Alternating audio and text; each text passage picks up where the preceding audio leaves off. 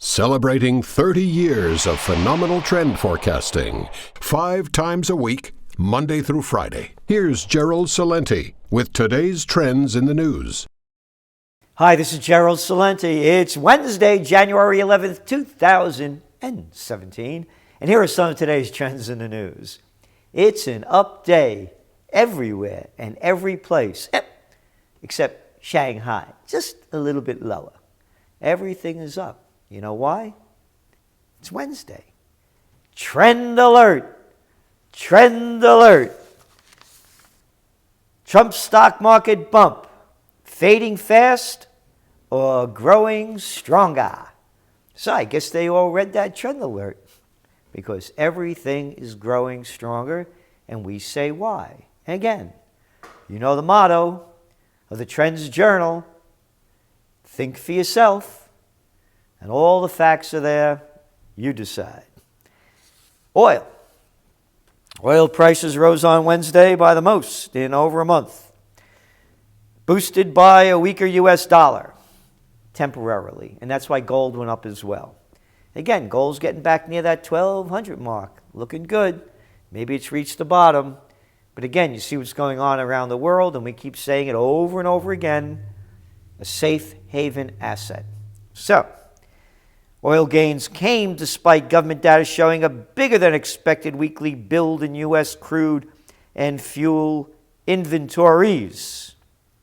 But it's news that Saudi Arabia had cut exports.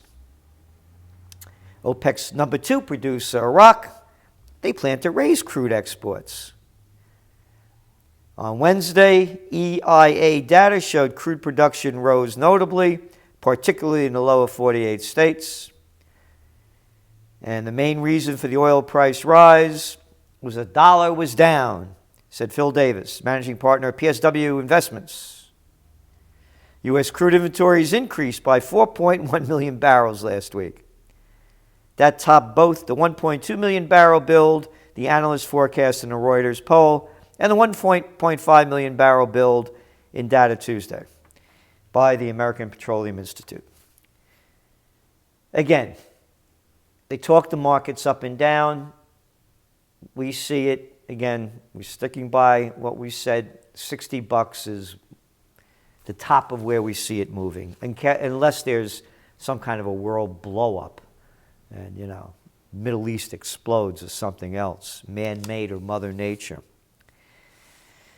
And NASDAQ notches record closing high despite healthcare weakness after Trump news conference. And of course, we saw the Dow go up now almost 100 points. So, the Dow Industrial Average closed about 99 points higher. Quote, I think we're going to get good earnings season, said Bruce McCain, chief investment strategist at Key Private Bank. The question is, can the market sustain euphoria with what could still be considered relatively modest earnings growth? Good point. We're going to see more about the earnings. And again, read your trend alert. There's our forecast, and we're sticking by it. Not only us, a lot of things are changing for the positive. The World Bank said in its latest report that global economy is expected to see moderate recovery in the coming years, with growth rate in 2017 and 2018 2.7% and 2.9% respectively. That's up from an estimated 2.3% in 2016 for 2017. So, they also expect China's growth to be unchanged. And here's the kicker. Again, go back to your trend alert. The U.S. economy is expected to grow 2.2% in 2017. But the bank added that U.S. policies will likely undergo changes under the new U.S. administration, which could have significant implications for both the U.S. and global economy. So they're saying it could go higher. Again, read your trend alert. We say the same thing, and we give the why. They don't. But according to Deutsche Bank, Trump's plan could double U.S. GDP growth by 2018. I guess everybody's reading out trend alerts these days. Okay, moving on to some other things with gold going up and Bitcoin. And again, we've been saying why Bitcoin's been going up, and here it is. Beijing scrutinizes Bitcoin price surge as it seeks to curb renminbi outflows. Bitcoin's Chinese price rose 145% in 2016 as the renminbi suffered its worst year on record, weakening 6.5%. Chinese regulators have taken steps to ensure Bitcoin is not used to facilitate capital flights, and it goes on and on and on. So it's a very volatile cryptocurrency. But it's looking good in the cashless society and societies where currencies keep going down. And hey, speaking about currencies going down, peso sinks as fears grow over Trump rhetoric. The Mexican peso plunged to another all-time low against the dollar yesterday. Turkey's half measures fail to stem currency fall. The Turkish central bank failed to stop the lira's free fall with its limited steps to boost liquidity in financial markets and make political pressure to keep interest rates low. The Turkish currency tumbled as much as 1.9% during trading in Istanbul on Tuesday, its fourth straight record low. Go back to Bitcoins, go back to gold. What would you rather have, pesos or lira? And we could go country after country. You're going to see more of it. Again, the destabilization factor is real. Chinese investment in EU dwarfs flow going other way. Says about how much China's investing overseas and how little money is going back into China investing. In Europe, it's actually negative. In the United States, China's acquisition flows into the U.S. also exceeded those in the opposite direction for the first time last year. Chinese companies are likely to have exceeded $200 billion in 2016. In the U.S., double the amount of 2015. And going back over to Europe, Chinese direct investment in the EU surged 76%. EU acquisitions in China, by contrast, fell for the second consecutive year to only 7.7 billion. So, buy and sell China, it's one of your top trends. There's still a lot there to sell, but they have a different deal. You can't own the whole company over there. You only can own 49%. But China could buy up everything they want, mostly everywhere else they want to buy it. And what else do we have here? Positive news again, going back to your trend alert, why current events form future trends, and you look at the whole picture rather than taking it little individual pieces. Put the pieces together. It's a puzzle. It's a trend puzzle. Stanley Black & Decker to open U.S. plant after Trump's border tax threat. Okay, that was one. I talked about Ford and Chrysler yesterday. And the big talk at the auto show going on. Made in America. You stamp it. Apple seeks to expand manufacturing in Arizona. Read your trend alert, because it's a totally opposite picture, you little liberals, from under Obama. You remember, folks. I'm going to renegotiate that NAFTA when you vote for me in the Rust Belt back in 2008. But I'm a liar, and I only said that to get your votes, because you remember he was pushing the Trans-Pacific Partnership. Story in today's Financial Times. U.S. trade czar warns against localization push. God forbid we should be local. How dare we want to manufacture here? Tariffs have become a dirty word. Multinationals should be able to use slave labor, mark the products up and sell them to us, and give us lousy jobs. Again, only the facts, folks. Under Obama, according to Harvard and Princeton, those over 10 million jobs he created, 94% of them are temporary. Hey, read your trend alert. Donald Trump's threat force companies to locate factories in the U.S. risks undermining American competition. In the long term, while there's plans to rip up the vast Pacific Rim trade pact would hand China strategic victory, the outgoing U.S. trade czar has warned. Michael Froman. I'm not even going to word another word of this little lousy trader loser.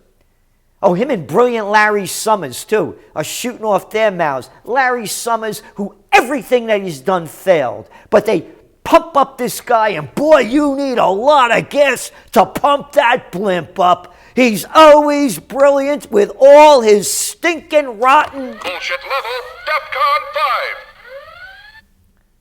Well, actually, it's not DEFCON 5. It's horse shit. Anyway, Mike Froman, architect of President Obama's ill-fated push for Trans-Pacific Partnership with Japan and 10 other economies, told Financial Times that Mr. Trump's vow to abandon the deal risked driving more U.S. allies into China's... To you, Froman, we're going to get a job now, huh? Who's going to pay for you to suck off the public tit that you can't do it anymore? Another losing, lying freak. Selling out our country with an attitude. Okay, hey, speaking about attitudes and selling out our country, all you Obama fans, because Obama, he gave his farewell address to the nation. Yes, we did. Oh, yeah, yes, we can. Yes, we did. Oh, yes, we did. Hey, here's one of the things, yes, we did. An airstrike by Saudi-led coalition near a school in northern Yemen on Tuesday killed 5 people, including 2 children. Yay, Obama sold the Saudis more bombs and munitions than any other president. Yeah, that Obama. That the United States is a coalition member of this killing crew. Yes, we did. Hey, how about them drone strikes? Yes, we did.